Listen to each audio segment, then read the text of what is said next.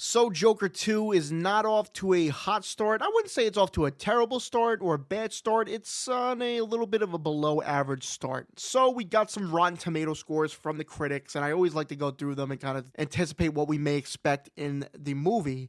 So we're going to go through a little bit of the reviews and kind of talk about them for a little bit and just kind of go through them. So let's jump into it. One thing that Joker 2 really does get right is how the version of the Joker is not really a bad guy, he's a mirror for society. Joker 2 achieves two remarkable things. It updates the movie musical using the genre in an inspired way that shouldn't frighten fans who don't like them. It's also that rare sequel that meets, if not surpasses, the quality of its predecessor. So far, so good. It seems like Todd Phillips targeted Joker 2 directly at the audience who got a little too into Joker and made it to antagonize them. Okay.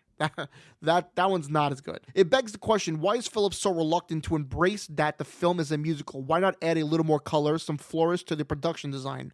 So a few reviews back, we got that it was good that it wasn't fully in a way that doesn't frighten fans, but now it's not enough. It is not that this version of the Joker is inherently wrong, but it's uninteresting. Please let us be done with this. Scott Silver's iffy bits of dialogue aren't able to be masked by the strength of the cast this time around, especially with a returning lead who, when he isn't caterwauling through endless musical numbers, appears to have slipped into an eternal somnolence. The film is audaciously different in style from the original, not quite as electrifying, but bold and brilliant all the same. Joker still has a trick up its sleeve, even a serious subtext. The best moment comes late on in an incendiary scene. Did he just kind of spoil something? Phillips is just incapable of delivering the genre's razzle-dazzle that would surely complement Joker's persona. While Joker isn't a flawless film, it retains much of what made the first film so compelling while introducing new elements that allow it to stand on its own.